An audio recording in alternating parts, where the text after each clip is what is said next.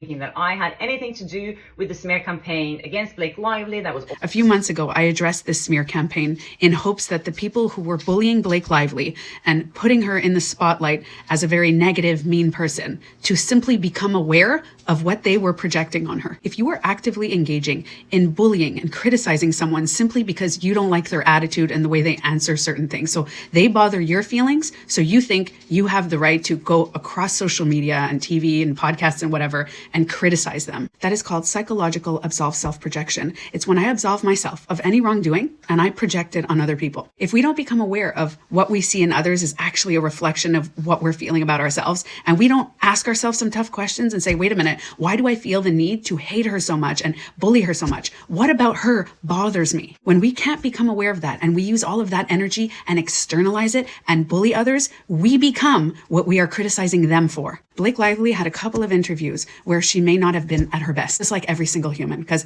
we're all rude at some point. Side note, especially when we're pregnant and hormonal, we're not always perfect at our best. And I mentioned in the video for this interviewer to be careful, because I myself have been in a situation where I was so badly bullied by people who simply just didn't like my face and didn't like my attitude because I gave them a negative vibe. But when the truth came out and the proof was shown, the bullies ended up getting bullied.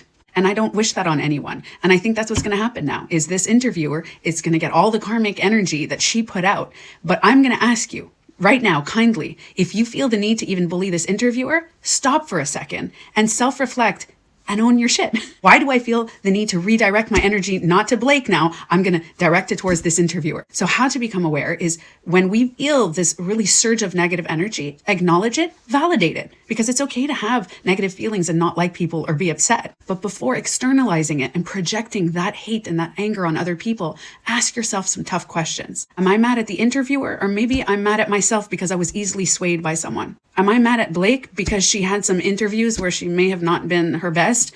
Or maybe sometimes I get mad at myself when I'm not at my best. When we start asking ourselves some tough questions, we can tell the difference between people that just bother our feelings versus people who genuinely hurt people. We cannot have the same boundaries and consequences for people who bother our feelings and people who actually hurt and abuse people. For those of you who have no idea who I am, my name is Tanya Beauty Coach. I help people rediscover their inner beauty. I am specialized in self-projection and root cause therapy and hypnotherapy. I help people get to the root cause of why they are projecting and feeling certain ways. I'm aware that self-reflection and introspection is not really popular. It is harder to go internally and talk to ourselves and get to that root cause. It's so much easier to externalize what we're feeling. It's never about being perfect. It's just about being aware so we can empower ourselves to project a lot healthier things.